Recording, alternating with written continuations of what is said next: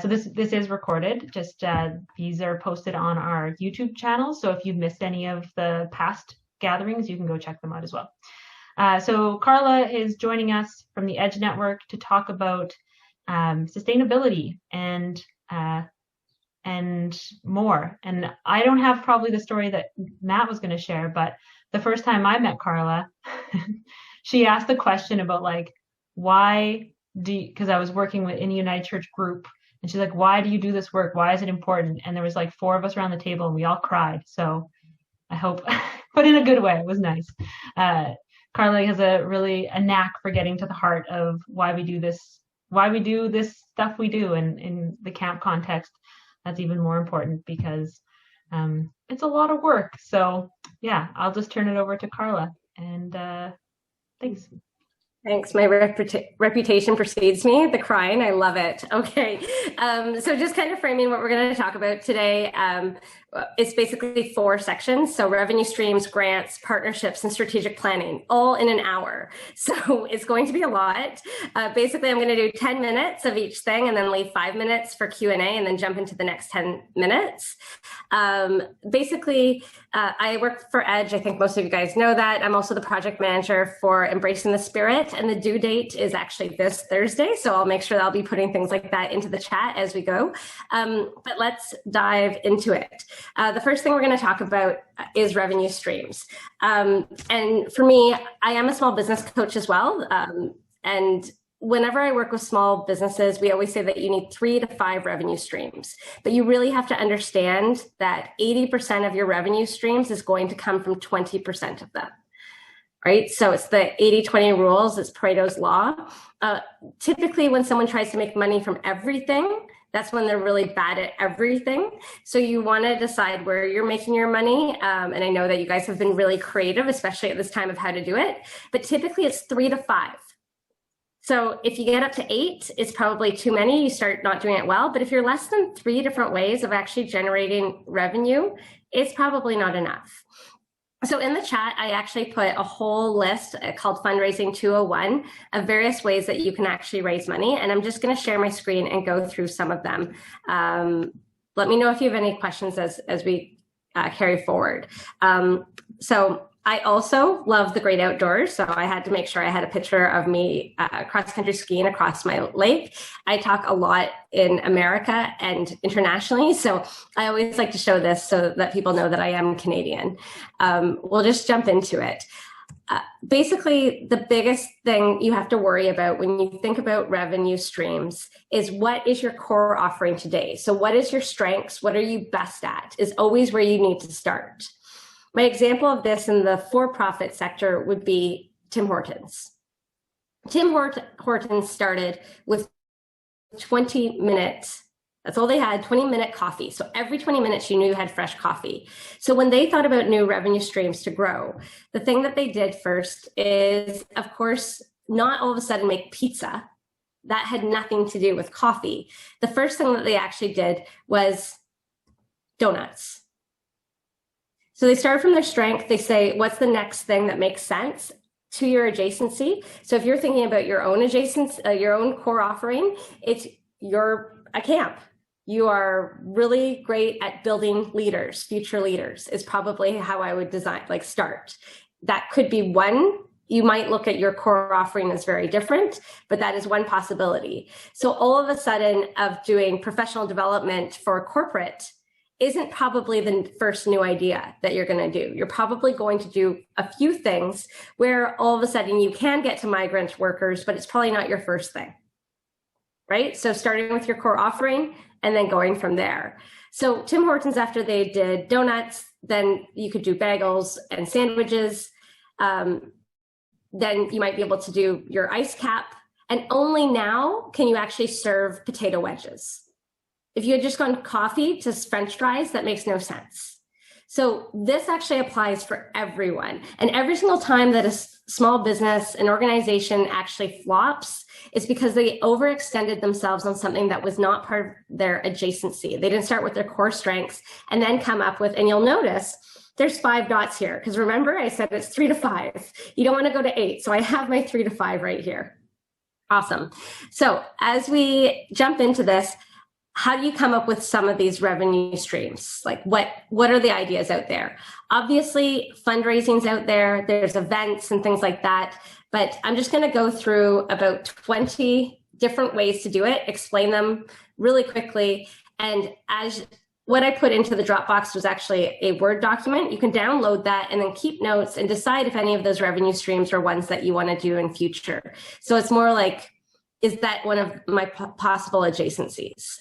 So events. This one, I usually talk to churches about this one. They try and do galas. They try and do these really big bazaars. Usually, when you do a large event, the challenge is that the number one reason to do it is to build camaraderie.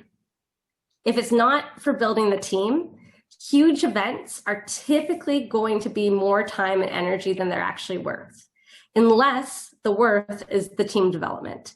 So if you're into leadership development and that's the key, then it makes sense. Other than that, you probably want to do smaller events. Smaller events and more regular keeps you connected. Imagine if OMI only had one big gala every year. It's really not really serving the audience, right? So having the smaller ones makes a lot of sense and keeps people close. The next thing out there is membership. Membership probably is one of the most common residual incomes, kind of build your champion thing, especially with all of your alumni. This would be a really good thing to be thinking about. It's also really important if you want an ongoing team or peer support. So even this, like the OMI, it doesn't make sense to have members. But the biggest thing about this is how do you add value? And then the ongoing communications.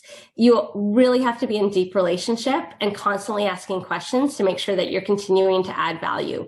Otherwise, membership, and it's really hard to explain value at the beginning because it's intangible, it's a service. So people don't actually believe it until after they've become members. So it's a really tough sell in general. By the way, my whole background is business development. That's why everything's like, can you sell it? Will people actually buy it? It's always the big cliff for me. The next two things are programs, and then there's the next one similar to this. This one's basically when clients are willing to pay for something. Now I know that many of you have subsidized programming, but then you've also realized like the value of what the program is that you offer. The important thing is to fill a need, which you all do. And the second part is to be competitive. Often we as United Church camps, we often think that we want to be below cost or at cost. Obviously, it should be value-based. What are other people charging? And then making sure that it's value-based against that. So typically we do historically have undercharged. I know that you guys are starting to understand your value and increasing your fees though. So this is obviously something that it shouldn't be just like what our cost-based is whenever we price programs. It should always be values-based. So what was it valued at? What is the person willing to pay? So WTP, willing to pay, is really important. This other one is cross compensation. It's basically the same as programming, but the difference is that some people can pay more versus others. And so I think that many of you have the scaled programs, but you really have to make sure that you're actually making the money and making the margin on your high-end one. The biggest difference between this one and the last one is to vocalize. If you're going to do this, you should communicate that you're doing this because that's part of your marketing, that's part of your brand, that's part of actually ensuring that you have the higher paying clients as well as the lower paying ones. Skills development. Sometimes you don't actually have to raise extra money. Maybe it's just skills development. So in a camp, it's like, do we actually get the campers to help us upgrade things? Do we actually get them to paint things? Is it actually skills development and life training skills that we can actually integrate into our overall programming? Biggest thing is typically you don't want to just teach them how to use a hammer and nails. It's this wraparound training. So you can't just do the bare basics on anything like this. You really have to do your due diligence on the full training. Then there's lots of different intermediaries. You can be a marketing intermediary. This is when you add value from your communication. There's a lot of fundraising ideas with like gift cards and things like that, where you can actually get an affiliate fee or margin by reselling and kind of being that broker in between. Distribution intermediary. This is basically supply chain. This is thinking like, who actually needs my site? Who actually needs like, a great example in for-profit is Coca-Cola. The reason Coca-Cola became so big so quickly is they broke the distribution channel by coming up with Coke machines. So they could actually put Coke anywhere. Now, I'm not trying to get you guys to have Coke machines. That's not the plan. But what I am saying is that, like, what is a supply chain where you can actually add value to it, right? So a farmer's market, like something else that even some of the churches right now, 1-800-GOT-JUNK, they actually park in their parking lots. And the truck actually then is a marketing billboard in a church parking lot. So thinking about what you have, and is there something else? Maybe it's actually picking up food from local farmers. So is there a distribution piece that you can play? Admin, is there additional administration support that you can offer to others based on what your overhead is already paying for? This is something, again, a lot of communities of faith, but also for some of your staff, if you want to actually provide additional opportunities throughout the year. Could you actually do more extra support of nonprofits in the area or other partners who might need a little bit of extra support? Is there something that you actually could do in there? Relationships. Who do you know? Well, you guys have a huge network of alumni. This is actually a huge strength for you. So could you actually help with recruitment for people? Competence and being genuine are huge in recruitment, and finding great people is something that everyone is challenged with right now. So is there something from that network that you have that could be beneficial? Sponsorships, as long as it's strategically aligned. And often most organizations have some sort of combination of that. I'm trying to stay on time, so I'm going to stop there. But I showed you all the ways to make money and all the different revenue streams as ideas. But each of those revenue streams can then be considered against existing stakeholders. So your existing campers and their families, new stakeholders, corporate training, nonprofits, other communities of faith, new channels, and modernization. And then there's this whole thing about inorganic growth. It would be like buying another camp, or maybe buying a farmer's market, or doing something that is still adjacent to your core of what you're about, leadership, but like buying something to grow. So these are growth strategies, and the revenue streams can apply for each and every single one of them. I'm going to stop there and see if there's any questions about any of the ones I just ran through for you.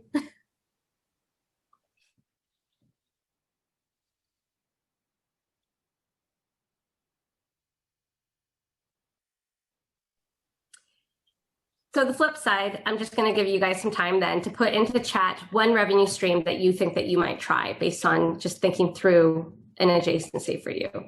So the ones that I just went through, and again, the Dropbox of all the revenue streams I just went through, as well as the growth ones, are all here. I'll re-enter it.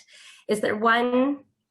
If there's just one, I'd love it if there's three, but if there was one that you think that it's really sparked something for you to investigate, I don't expect you to try all 20. Just put it into the chat. There you go. Willingness to pay, WTP, 100%. Okay. Not to be confused with WTF. Okay. Any questions about the ones? Lecture quality, yeah. Alumni, membership, thinking differently about it, right? So I just gave you a list of kind of what a normal nonprofit or charity would consider. And like, that's not even including social enterprise, which I know many of you guys are thinking about. But I gave you nuances of social enterprise, right? So being an admin intermediary, being a distribution intermediary, skills development, those are all technically areas of social enterprise. Great, cool. So the next thing I was going to jump into is going to be grants. So grant writing for me is something that I always think about proposal writing. So I treat grants more similar to actually trying to bid for business. Definitely within Embracing the Spirit, I'm just putting Embracing the Spirit into the chat box. The granting program feels more like an investment. So we think when we're actually granting an organization, like any of the camps or retreat centers, we think of it as an investment into the future. And I will say on a personal note, I am a huge fan of camps and retreat centers, and I think that they are a critical investment across the United Church of Canada. So we do think of it like that. When you're thinking about grants, the biggest thing is always to think about what is the problem and then the solution that you're really focused on. And then you also want to sell kind of this vision of the future that you're going into. I'm going to share my screen again, and this one's called Show Me the Money. So what are we looking at here? Basically, there's a lot of different grants that are available to you. I'm just going to open this up a little bit bigger. Basically, here's the ones that you can think about. When I work with people on granting, yes, there's lots of grants within the United Church of Canada. In fact, there's 57 different grants within the United Church of Canada and the foundation. The most common ones are going to be technology grants, faithful footprints, which actually would match for any upgrades that you do in terms of lighting, heating, or any environmental support. The Vision Fund is for youth, and Embracing the Spirit has an innovation grant program of up to $5,000. For pretty much like any idea that is getting you guys experimenting, you can apply for it. I see some nods. I know many of you have received grants from Embracing the Spirit already, and many of you have not. The grant due date is this Thursday. If you are interested in applying, please check out the link for innovation grants, and it's just emailing to me. So I'll put my email into the chat as well.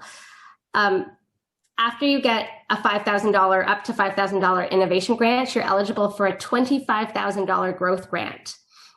I know for Lumsden Beach Camp, they actually got an innovation grant to try out the beehives and like learn and experiment on like starting to harvest honey and sell honey. I know it's small and it's cheap and cheerful, but like a cool learning experience, very different, very innovative. And it was a no-brainer to fund something like that for them to try out.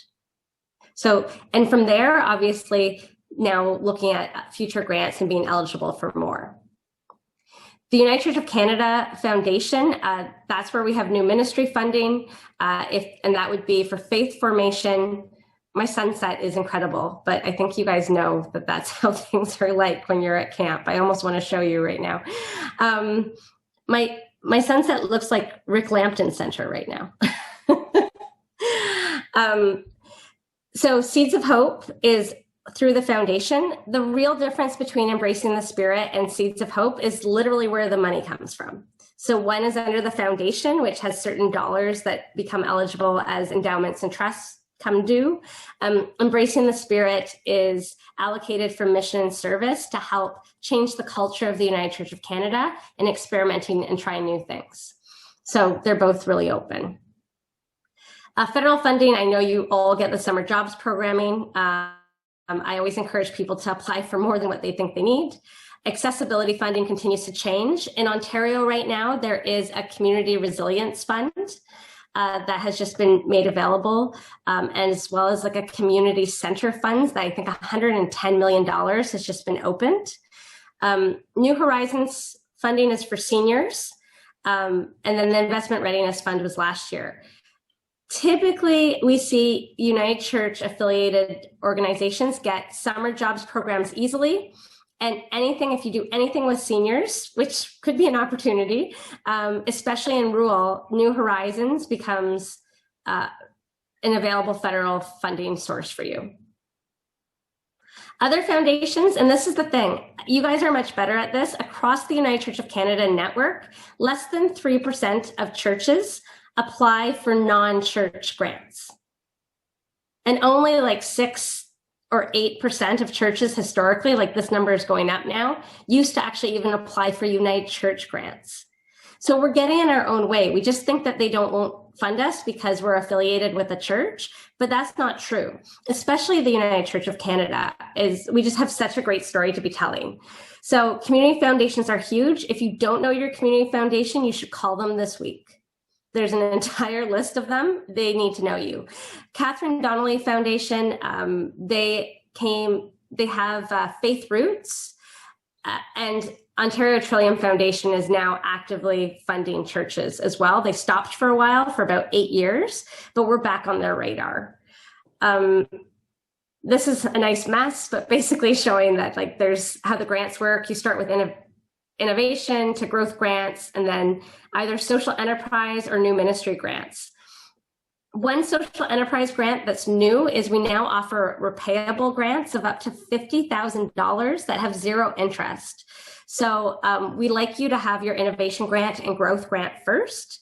And then we work with you on the sustainability to be able to pay back. And so we have a repayable grant that is available to camps and any community ministries. It is repayable in 3 years, but no interest. So if you're starting to figure out revenue and starting to turn things around and really have this great dream, this is a nice amount of money to help you over that chasm. So how to approach them, talk to them, otherwise they won't fund you. Check their eligibility, gather your information, write it early. I think you know most of these things. I think you guys are good at them. Over communicate, know what you're reporting about, impact measurement. EDGE does offer a theory of change workshop to help you develop your impact measurements. If you're feeling that your story isn't compelling enough yet, please consider taking that. The next one's in June. One thing I did want to show you is really how to talk about ourselves. The United Church is quite amazing. Like, we can talk about ourselves in an amazing way. This is funding that we just got, $70,000 from the Metcalf Foundation in Toronto. And we talked about the United Church of Canada as a cluster. So let's say it was a couple of camps working together for funding, or just like talking about the network of the United Church in general.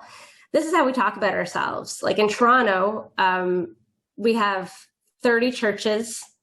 Each has however many volunteers, how many square feet of space, like really what our mission is. Imagine if all of these assets, and you could do this as a camp, like what's our acreage? What's our alumni? How many volunteers? How many children? How many leaders have we developed?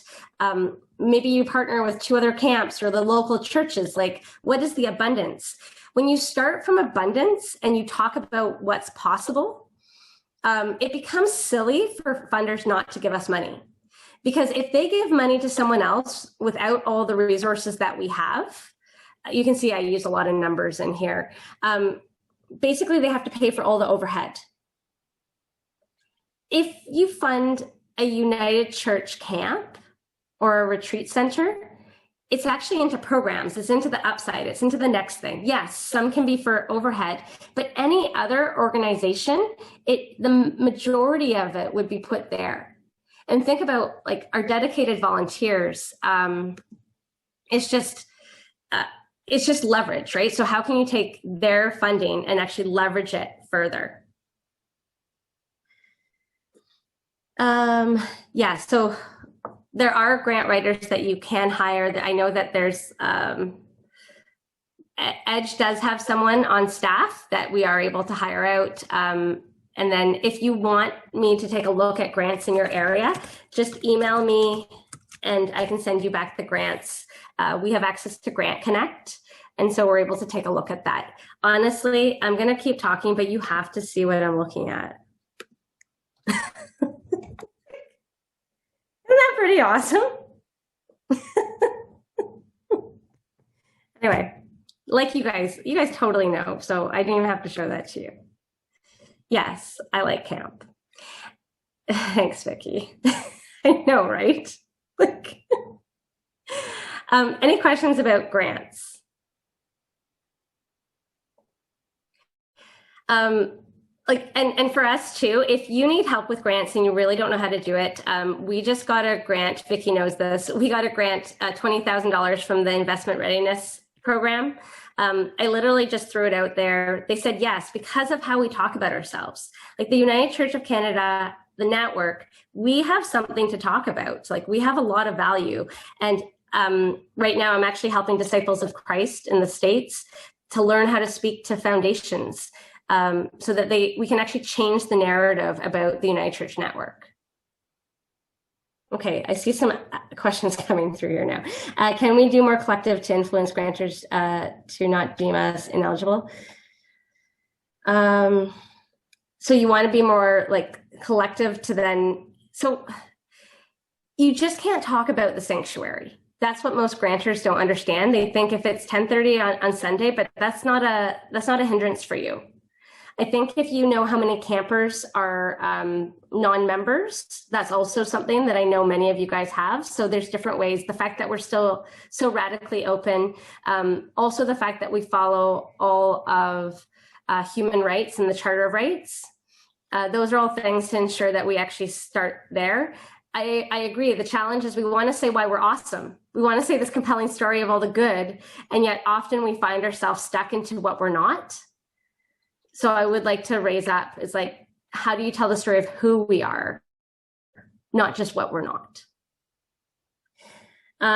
So for the post writing, I definitely would make sure that you have a pathway to change and a theory of change. So that's why I am offering that for you. Because then just being able to give the numbers, but also to understand what you want to qualify and and that you have the qualitative story capturing in place.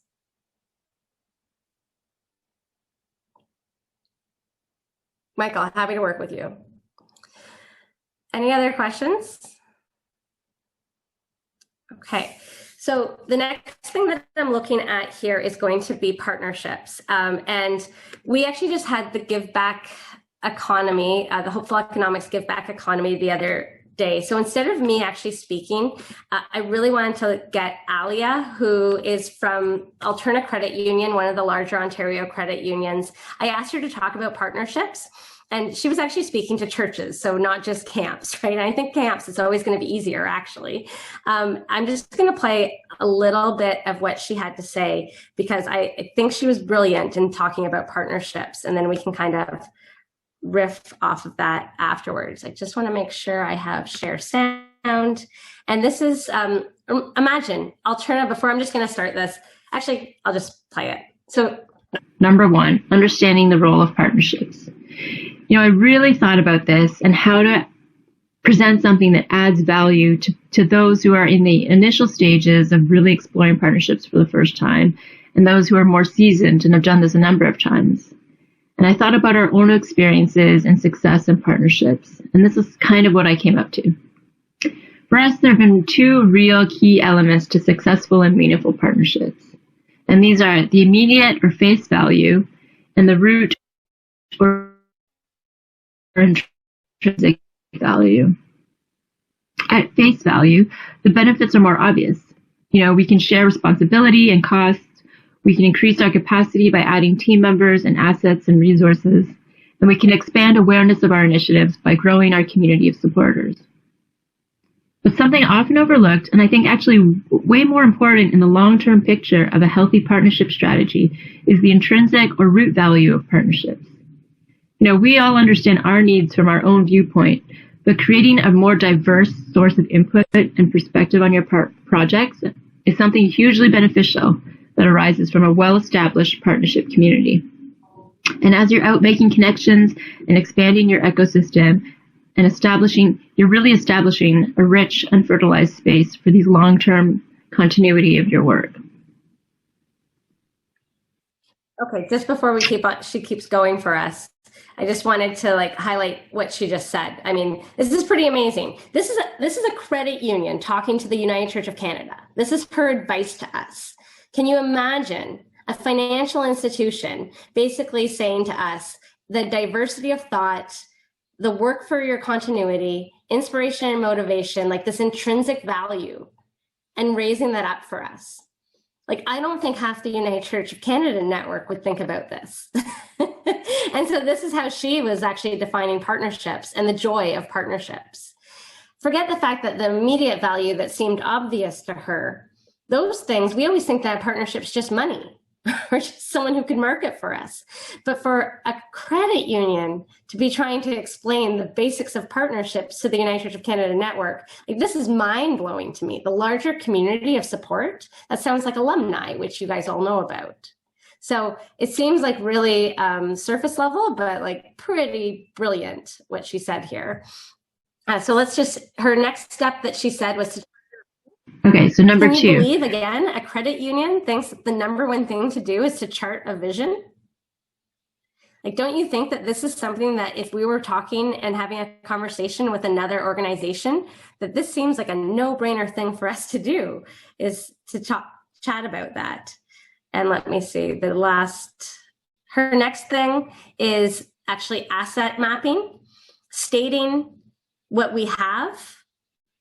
And again, she doesn't just think about like for-profits. She talked about individuals, institutions, including churches, governments, organizational, land, and culture. My favorite part when Alia talked about this, and she goes, this is really quick. This is a really rough thing. It's like, I don't know any church or community ministry who has this.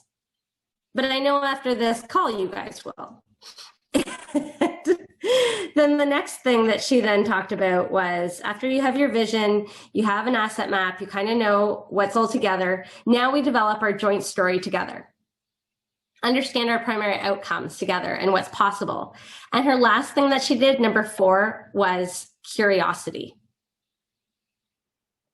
Now, not only do I think that those things are like phenomenal, what she talked about, and I recommend you watching her whole video. That's about 9 minutes long, and I put in the chat, and sharing it with your board if that's helpful for you. Thinking about partnerships differently, she has actually said her favorite meetings are, she's on my board of advisors, is actually speaking with the United Church of Canada. Again, mind blown. And so what I pose to you at this point is, maybe we're already the partner of choice. We just don't know it. So this flows really nicely from the previous one about the grants, because with the partners, like, this is something that they already want to work with us. We already have all these buildings. We have all this land. We have all these volunteers. Guess what? Our volunteers are trained. I spoke to someone today who was looking for an Embracing the Spirit grant, and they basically were saying that they have a bunch of parish nurses, an entire network of parish nurses. And she's like, yeah, we work with churches across the country, all the community ministries. They already have amazing volunteers. But especially with the pandemic, when things get a little bit, like if there's mental health concerns or if there's any health concerns in general, that's when the parish nurses step in to support churches. I was like, there's no other organization that has a nurse as a backup. Usually the nurse is the first one. But we have such amazing volunteers across the country that the nurse is our backup. Anyway, so I'm gonna stop there. I think the only other thing that I would say is our governance structure. Again, United Church camps, you're able to make decisions. You're a little bit more flexible. If it takes us 3 to 6 months to make decisions about a partnership and how to work with someone, that's also going to slow things down. We want to make sure that we're kind of going at the same energy levels, or at least expectations are set up in advance.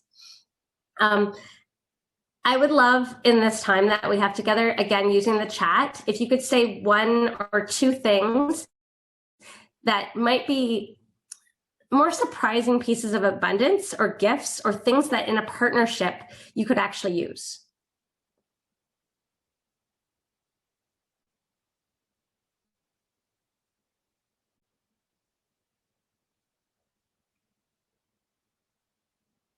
So this is helping you guys think about your abundance differently. Nature. Native prairie, close to the city, outdoor spaces. Leadership training program.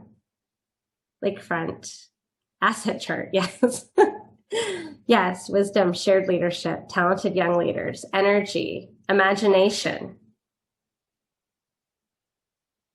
Faith. right? So faith actually allows us to be more curious in this world, right? It actually makes us more inspirational leaders because we can think about, like, we can be more imaginative when you have faith because you're open-minded and you're curious. Partnership, right, with your LGBTQ2+ network. Yeah, inclusion, great. So start thinking differently in your partnership about what else you have to offer into these spaces.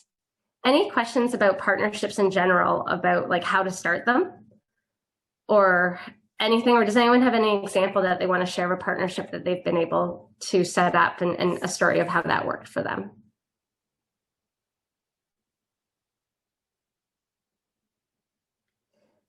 So I'll keep going and flip it around. So next thing in the chat box, when we have our abundance and we're talking to these people and we followed all the best practices that Alia said, and we're flexible and easy to work with, like people like working with us, other than money, how could we partner with someone? Money's not allowed. Yeah. So using our space to actually build the relationships. Sharing resources.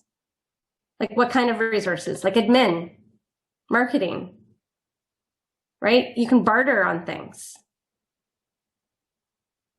So I'll give a quick example of what we're doing ecumenically right now is Edge. We actually we had to hire someone to evaluate Embracing the Spirit. But instead of hiring someone, we bartered with the United Church of Christ. They have an entire research and development arm who has a bunch of I can't even say the word, stats people on it. And so they're basically doing all of our evaluation for us. What we're doing is we're actually mentoring their leadership and helping their innovation arm get off the ground. So it's very relational. It took the transaction out of us. Before, we were like, sending them proposals to help them get their innovation thing off the ground. They were sending us proposals. Like, it was just like, and it was all gonna be the same amount of money. Why don't we just say, like, let's not do that. Take out the transaction. What else is possible? And now all of a sudden these neat things happen. Yes, advertising can happen. Shared stewardship. Yes, with First Nations. Wonderful. So yeah, there's other things that we can share other than just money. Nobody said you could actually go for grants together. Maybe they have a grant writer. Maybe you don't need to hire a grant writer, but maybe you actually find a grant that both organizations could benefit from. And if they have a grant writer, well, they put in that sweat equity on it. Awesome. Okay, so we're actually still on time, and I'm going to leave time then at the end because we're finally on to strategic planning. So what I wanted to do was throw a bunch of ideas at you about revenue streams, let you know about the grants that are coming up, then talk about partnerships in general, because that's going to give us lots of things into our strategic plan. Here's your strategic plan template. So along with working with Edge, I'm also the co-founder of something called Small Business Solver. Where are you? So this is an online tool that actually helps small business owners get their businesses off the ground and keep them flourishing. So we actually have a strategic planning process in place here. And what I just threw into the chat is your own template of how to do a strategic plan. So now that you have some of these pieces to get the strategic planning going, this is what it needs to look like. You usually start with the vision, like where you're headed, which again, you need the vision for your partnership anyway, and you need your vision for your grant writing. So kind of your vision is your piece in place. Your next piece is your mission. The difference is it's what you do each and every day. Then you have your SWOT. You have your strengths, weaknesses, opportunities, and threats. I'm going to go through this slower. I'm just doing the overview first. But of course you wouldn't think that because I'm doing everything in 10 minutes. So the strengths and weaknesses we basically talked about. It's all the abundance that we're not necessarily seeing as abundance. All the things we put in your chat right now actually can become part of your strengths and weaknesses. Opportunities and threats. Well, those are going to be all the partners that we're now looking outside to. All those new funders and other relationships that we could have in place start to become opportunities and threats out there. Once you have the lay of the land and you know where you're headed, what we need to do next is figure out the critical areas of our organization that we need to focus on. Typically, one of those critical areas is always finance, and one is always communications. You typically have up to 5. We'll go into those. At that point, it becomes easy. You know where you're headed. You know what your goals are. You know what you're going to focus on. Now you have fun and you brainstorm and decide who's going to do it. So let's actually go into one so you can see how this works. So strategic planning process always starts with the vision. The vision typically is 5 years. With COVID, I get it if this is only 3 years. I get it. It's too hard to think longer. If you're a huge organization like the United Church of Canada in general, we have a 10-year vision typically. Like large multinational billion-dollar companies, they have a 10-year. We call this our BHAG. It's the big, hairy, audacious goal. The problem is that sometimes it's really hard to start here.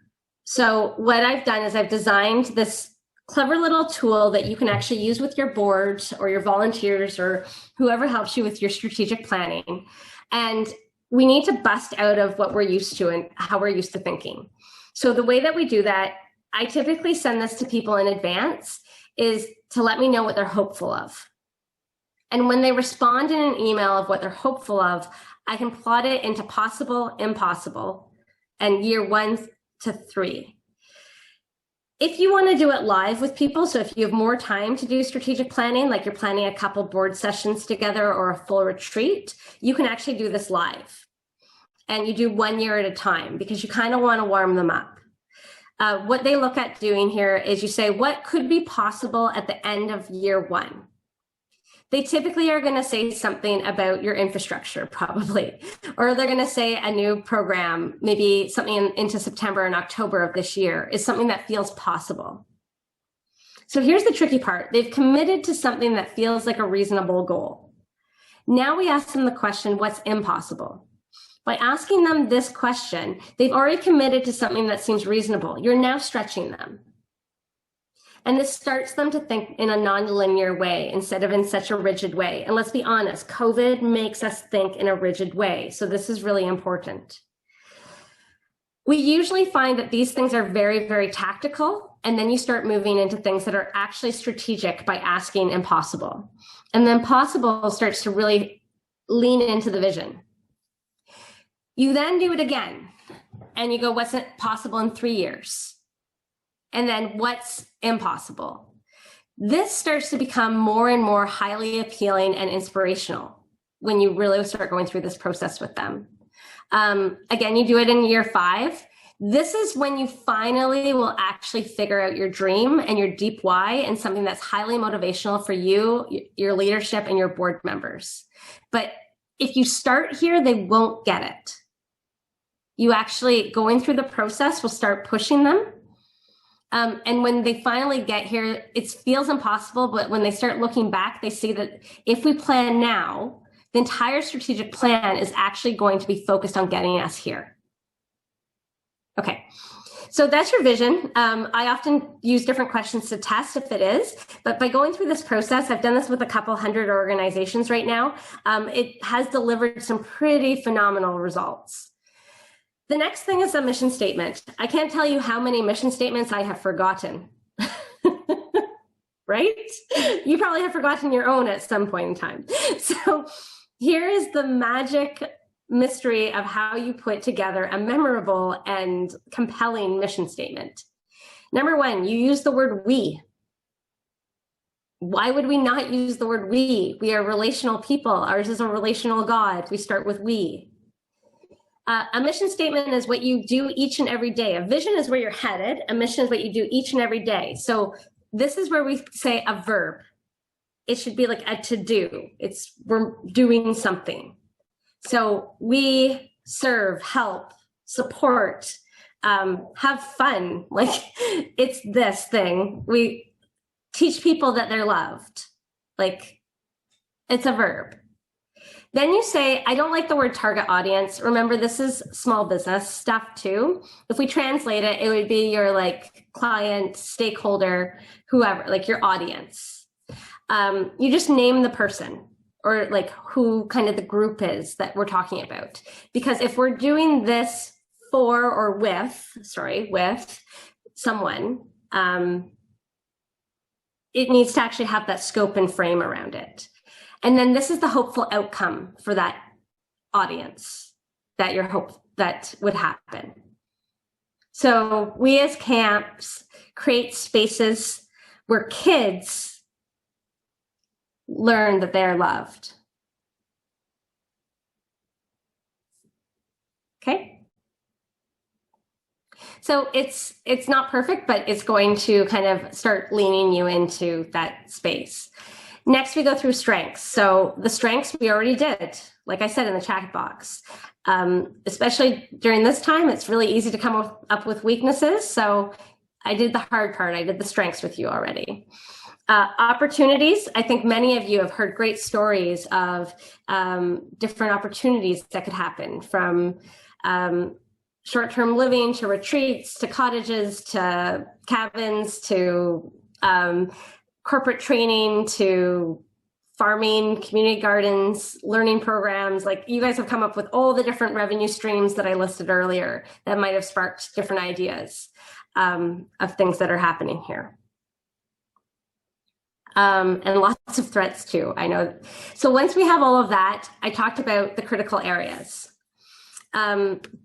Like I said, you typically want 5 of them. You almost always have finance as a critical area, almost always. You almost always have marketing as a critical area. I would suggest that leadership is probably one, but you can think through this. Actually, you know what? I'm going to cheat. I'm actually going to show you a strategic plan I'm working on right now with a church. Here is the one. And I'll show you what they came up with. So on theirs, they have their vision, their mission statement. Actually, here, I'll show you how it looks. We put our hearts out there. So that's Carla, like, I think you're maybe thinking you're showing us something, but we're still just looking at the Small Business Solver website. oh, wow. You Just so guys you know. haven't been following? Oh, man. Thanks, Vicki. Okay, here's here's the mission statement I came up with. We put our hearts out there to make room for the curious and unexpected. It is in that space where wider and deeper relationships become possible. So now you're seeing a mission statement in action. All the strengths and weaknesses that they were listing. And then they actually looked at those later to then figure out the themes of the strategic areas. And this is where what they came up with. They came up with communications, room for the curious. Remember, this is a community of faith. It's not a camp. Purpose making and meaning making was a critical area.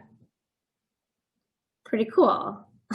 Leadership empowerment. They didn't say development, but care of volunteers or leadership development could be one. And real and genuine relationships.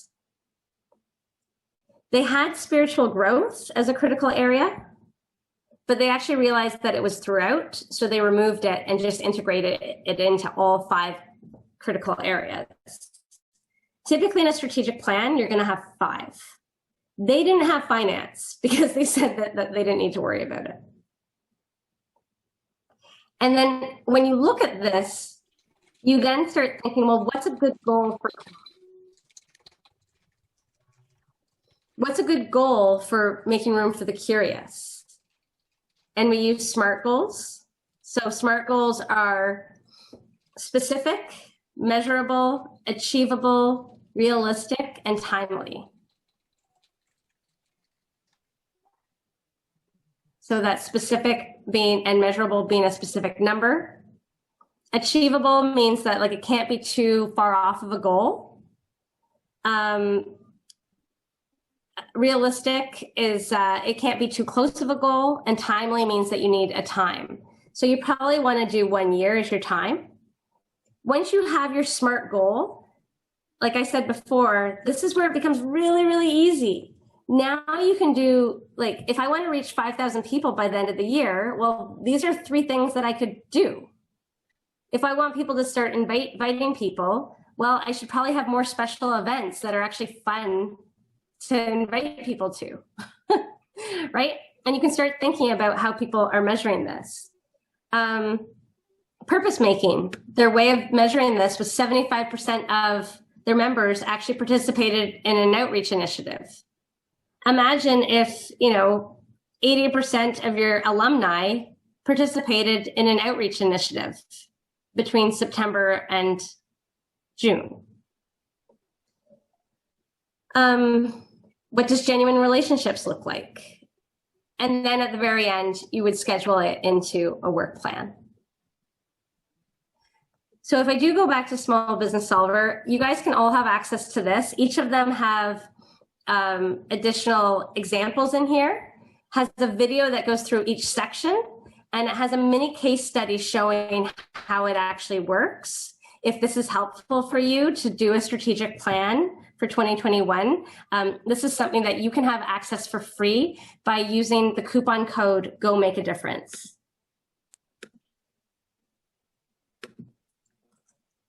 I agree, Shari, on finance being an outcome. It's just when you're working with a board, I would say it's almost impossible to get them to agree with you on that. So I leave it there and I put it as number 5 and I put the real critical areas before that.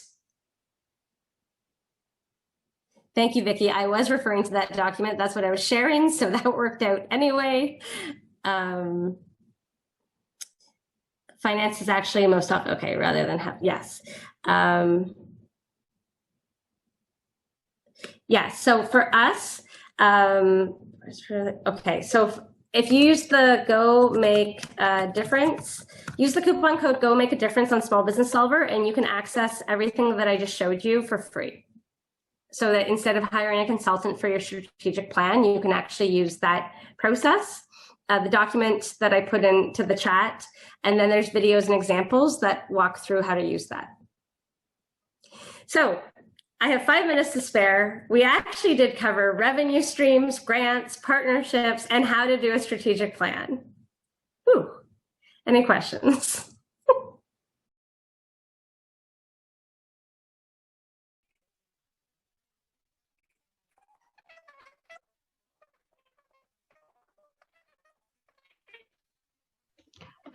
Carla, can I ask you some questions about some opportunities people can take to take this further? Like, so our camp, or me, I participated in one of your sustainability cohorts. Are you still offering those? Are those available? Yeah, actually the next one is next Thursday. So it's basically most of the things that we talked about, but a lot slower, and also peer support. So you're working with other organizations like yourself, thinking through some of the reflection questions.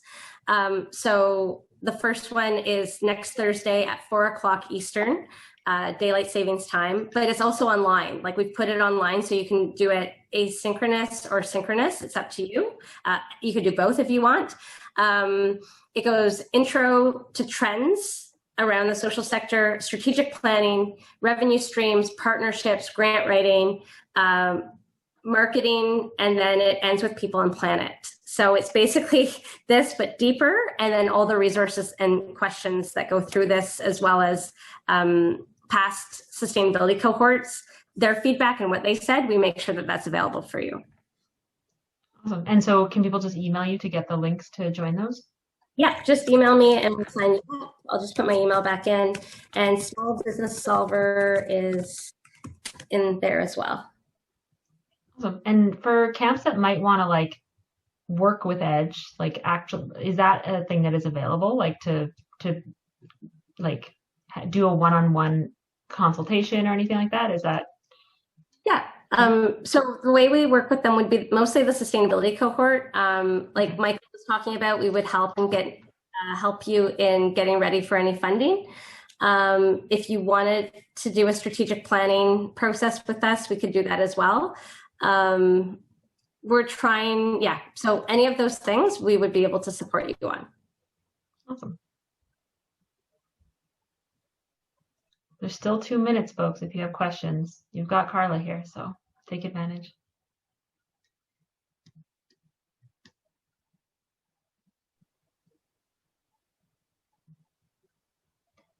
I hope this is what you thought we'd be talking about. I mean, I think I've done, oh, sorry, Sherry, were you going to say something? No? Okay. Yeah, I've done some stuff with with you and with Edge before, and I just every time I'm like, oh yeah, this is so good. There's so much here, and it's a matter of carving out time to actually start doing it. So hopefully y'all feel as inspired as I do, and can take it back to your boards, back to your staff, and figure out a way to start living into some of this partnerships and thinking more strategically about how we do business. So, Joe, did you have anything you want to say before we close? I just want to say a huge thank you, Carla. Carla has been a huge supporter of Outdoor Ministries Institute and pushing for things. And I know in 2016 we did the mini social enterprise. No, what was that called? Social Innovation Challenge. Yeah. Yes. Cool. Yes. And so it is great. And it just as a reference, it's, as Vicky said, it's just making the time to do things. So prioritizing what is going to make the most difference for you and your camp moving forward. So thank you so much. Matt decided not to make a show of himself, which is good because then he won't see how we've trounced him. We will be meeting again in a month. And that will, at this moment in time, that meeting will be an open discussion. We are no clear today across this country about, well, especially in Ontario, we're no clear today about what is going to happen with summer camps this year. Some of us, like Pierce Williams, have chosen already to state to our people that we're not going to run overnight summer camp, and some people are still waiting. I think that we might hold the May meeting open as a general discussion of where the country is at with COVID-19 14 months into this thing, and we'll go from there for camping. So thank you so much, Vicky, for hosting, and thanks everyone else for coming. I think Sherry just wants to say something quick. For sure. Just a question. I've noticed invitation by General Counsel to strategic planning for the church, and I'm wondering what Outdoor Ministries Institute might do to help. Like, we can individually participate, but I wonder as a collective voice, if there's some way that we could maybe ask for a session that's just camp specific or outdoor ministries specific, or even young person's ministry specific. I'm not sure what it might be, but if that process is started by our general counsel, how can we elevate the work we do and the importance of our mission support of the United Church of Canada? The quick answer on my end is I have no idea.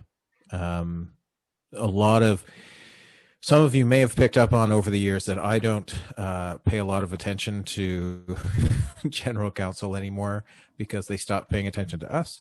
And so I've really focused my energy on camps. But I agree, Sherry, that if we go forward, if somebody can voice that, and trust me, Vicky and I are not the only speakers for OMI. It has to come from everyone. And if you just want OMI to approve something, as long as it's not really controversial, you have approval, right? Like there is no executive committee, there's no bylaws, but I agree that we as OMI are the voice that I know at least Amy and Bev recognize when they're going to come and ask the questions. And I'm not sure that we have a direct connection to Michael Blair at this moment in time, but that would be great to get as well, to make sure that the church remembers camping and the fact that there's 55 of these camps across the country. Tim, have you heard back from your outreach to Michael Blair? I have not outreached to Michael Blair. Sorry, Tim at Kimoki. Oh, Tim. Yeah, sorry, we're just sending emails back and forth right now. Okay. That's about it. Well, keep us posted. And I think, Sherry, it's valuable enough that, like, I'd be happy to also reach out and see if there's an opportunity. The last time that we did have a sort of full audience with folks was at the beginning of the pandemic with Nora and George Bott back then, or Richard Bott. And so, maybe we can do something like that again. So who should I forward it to if I get some information? You can forward it to me, Joe at campusbetter.com. Okay, great. And I'll get it out in our our MailChimp stuff. Yeah, super. Thank you. Thank you. And here, James, we are important right now, for sure. So we are doing youth ministry in various ways. So I agree.